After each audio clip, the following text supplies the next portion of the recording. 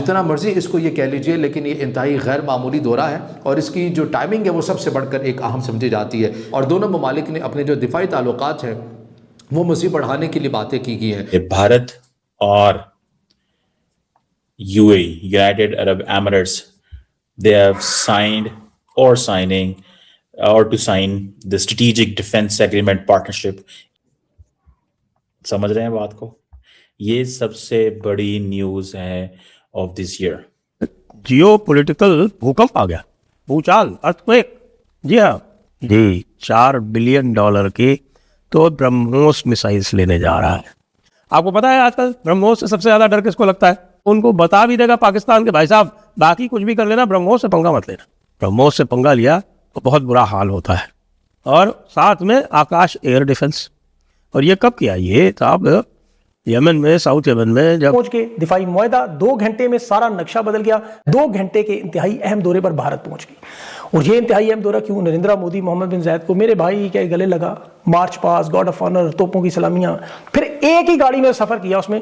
अब मामलात हैं 4, जरा गौर से सुनिएगा। एक, मोहम्मद बिन सलमान ने हिंदुस्तान के साथ दिफाई डील की है। इस तस्वीर में मोहम्मद बिन जायद आंखें झुकाए, सर झुकाए नरेंद्र मोदी से दोनों हाथों के साथ बड़ी गर्म जोशी से मुसाफा भी कर रहे हैं और दोस्ती का इजहार भी कर रहे हैं। Israel is jumping fast. उसको भी पता है उसके पास टाइम नहीं है। He can't go on because China is supplying weapons to Iran fast. Turkey उसको इंटेलिजेंस दे रहा है जबरदस्त।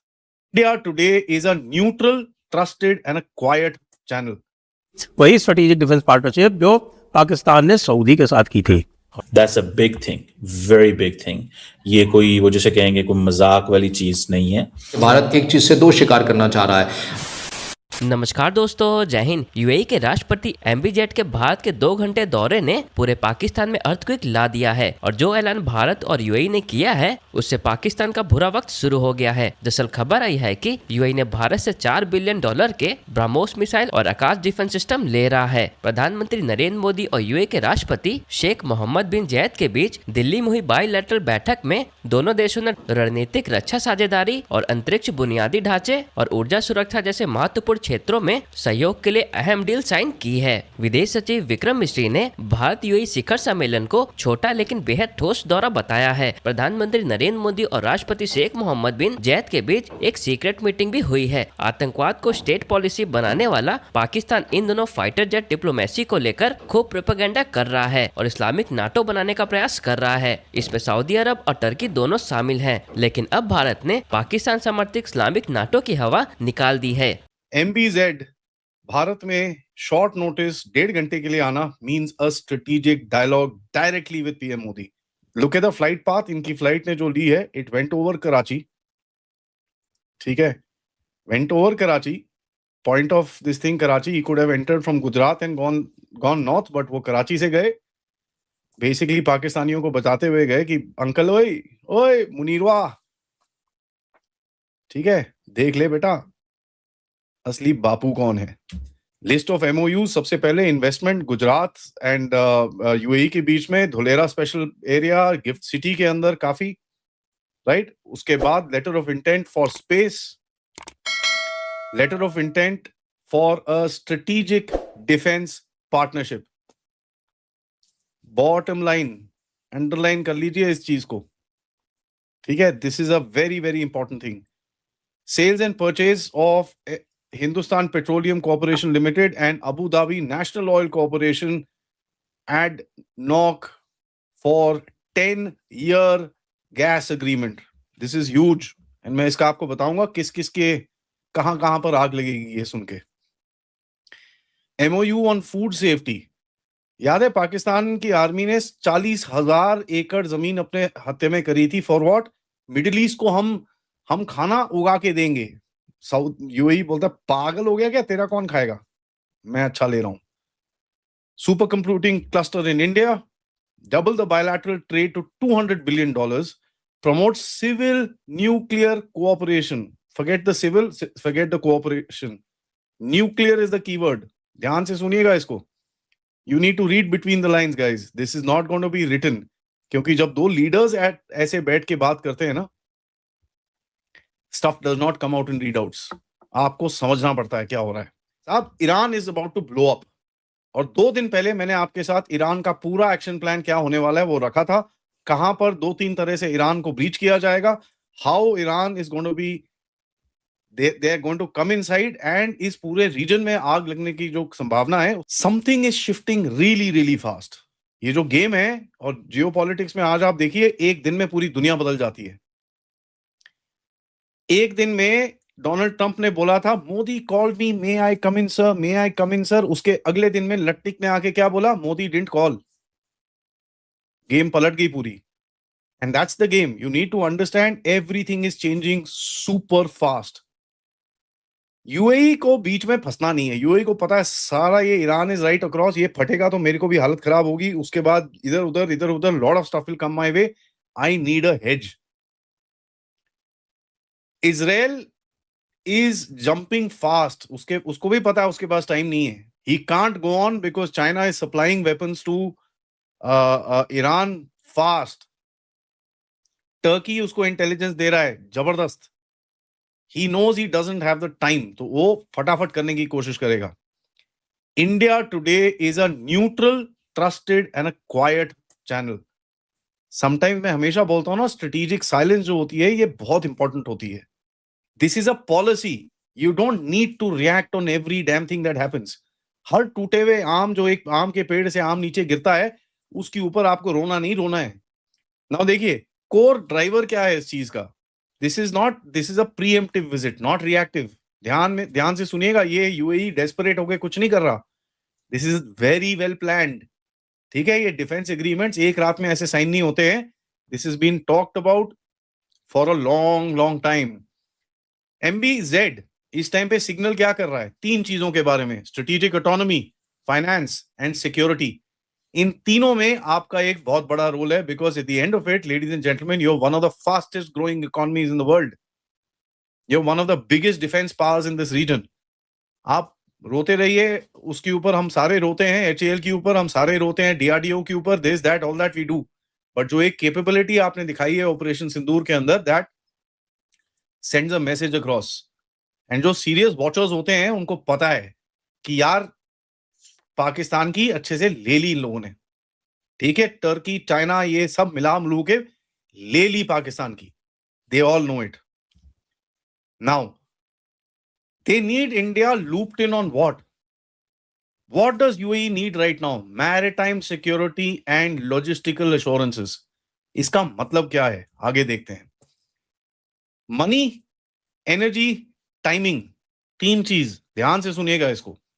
लार्ज टिकट कैपिटल, वो आपके पास पैसा देगा, आपको एनर्जी देगा, आप उसको एक सपोर्ट करोगे to strengthen himself up. UAE को पता है साला कहीं पे बेवकूफी कहीं कर दी मैं फंस जाऊंगा। मोदी जी क्या कर रहे हो? मोदी जी बोलते हैं आजा यार बात कर लेते हैं, क्या टेंशन है, we will sort it out. UAE does not trust the Islamic NATO. Here is an Islamic country who is saying I don't trust you guys. तुम साले जिहादी, मैं तुमको ट्रस्ट नहीं करता। Underline that very very clearly. ठीक है, Islamic NATO का जो चैटर इस टाइम पे चल रहा है, UAE is very nervous about it कि ये साले, ये Turkey, Saudi Arabia, Pakistan, Qatar, the forces of bad, the forces of evil. तस्वीर देखते हैं। इस तस्वीर में मोहम्मद बिन जैद आंखें झुकाए, सर झुकाए नरेंद्र मोदी से दोनों हाथों के साथ बड़ी गर्मजोशी से मुसाफा भी कर रहे हैं और दोस्ती का इजहार भी कर रहे हैं। मोहम्मद बिन जैद को इंडिया पहुंचने पर रेड कारपेट वेलकम मिला है, लेकिन ये सिर्फ खबर नहीं है, हमें थोड़ा सा पीछे जाना है। मोहम्मद बिन जैद अभी कुछ ज्यादा टाइम नहीं हुआ पाकिस्तान आए हुए थे। वो यहां लैंड करते हैं, एयरपोर्ट से बाहर आना भी जरूरी नहीं समझते और बारो बारी तलोर के शिकार के लिए चले जाते हैं। फिर शहबाज वगैरह को वहां जाके शिकार के दौरान इनसे मुलाकात करनी पड़ती है, लेकिन जब ये इंडिया लैंड करते हैं तो एयरपोर्ट से बाहर भी जाएंगे और फॉरेन पॉलिसी के हवाले से बड़े फैसले करके और वहां पे बड़े मुआहदे करके वापस आएंगे। पाकिस्तान ने सोमालीलैंड बनने पर सऊदी अरब का साथ देने का फैसला किया, और यूएई के मफादात के खिलाफ गया और सोमालीलैंड को मुस्तरद किया, जो इसराइल ने भी तस्लीम किया था। पाकिस्तान ने सूडान हो, यमन हो और बाकी मामलात में सऊदी अरब का साथ देने का फैसला किया, यूएई को हर जगह से विथड्रॉ करना पड़ा।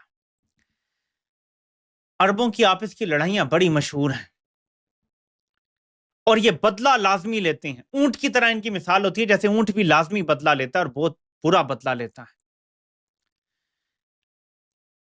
क्या पाकिस्तान को एक मैसेज दिया जा रहा है इससे? क्या इस तस्वीर से पाकिस्तान को मैसेज नहीं दिया जा रहा? सवाल एक्चुअली ये है, क्या मैसेज नहीं दिया जा रहा? क्या ऐसी कोई भी तस्वीर आपको नजर आई है जब फील्ड मार्शल का ऐसे हाथ पकड़ा हो और सर झुकाया हो, और शहबाज का ऐसे हाथ? ये लोग जरूर पकड़ते हैं हाथ, वो तो मरियम ने भी पकड़ लिया था, लेकिन उन्होंने अपना एक हाथ आगे किया था। जब मरियम ने भी पकड़ा था तो उन्होंने अपना एक हाथ, जैसे बादशाह अपना हाथ आगे करता है ना कि ठीक है बोसा दे लो, ऐसे था। यहां पे मैं आपको हमेशा कहता हूं कि तस्वीरें बोलती नहीं है बल्कि चीखती हैं, चिल्लाती हैं और सूरत हाल को बयान करती हैं। ये ऑफिशियल अकाउंटों से पोस्ट हुई है। मोहम्मद बिन जायद की आंखें झुकी हुई हैं, सर भी आप समझ सकते हैं कि झुका हुआ नजर आ रहा है, और मोदी को आप देखें कि वो किस तरह फातिहाना अंदाज में देख रहा है उनकी तरफ। तो ये पाकिस्तान के लिए एक इशारा भी हो सकता है। क्या ये इशारा नहीं है? इसका जवाब आप लोग खुद सोचें और कुछ डॉट कनेक्टिंग आप लोग खुद भी करें। तो इसका मतलब है कि ये जो बैसाखियों पे खड़ी हुकूमत है, इसकी एक बैसाखी ने इसको आंखें दिखाना शुरू कर दी हैं। दूसरी बैसाखी कौन सी है? सबसे ताकतवर बैसाखी है ट्रंप की। अब उसकी ज़हनी हालत जरा समझें, आपको फिर पता चलेगा इनके लिए आगे क्या है, क्या इनके लिए स्टोर में पड़ा हुआ है। ट्रंप का एक लेटर जारी होता है, यह सरकारी सतह पे है, नॉर्वे को लिखा जाता है कि तुम लोगों ने मुझे अमन का नोबेल इनाम नहीं लेने दिया, अमन के नोबेल इनाम के लिए तुम लोगों ने मुझे नहीं नामजद किया, तो अब फिर 8 जंगें बंद करवाने के बावजूद जब मुझे यह नहीं मिला, तो अब मैं वही करूंगा जो अमेरिका के मफादात में होगा। यानी ट्रंप अब जंगें शुरू करने की तरफ जा रहा है, और एक्सक्यूज ये है कि क्योंकि तुमने मुझे नोबेल इनाम नहीं दिया, 8 जंगें बंद मैंने करवाई, तो अब मैं जंगें करवाने जा रहा हूं। आगे वो कहता है कि ग्रीनलैंड तो तुम्हें देना पड़ेगा। पता लगाएं कि ट्रंप मेंटली अनस्टेबल है, और किस हद तक अनस्टेबल है।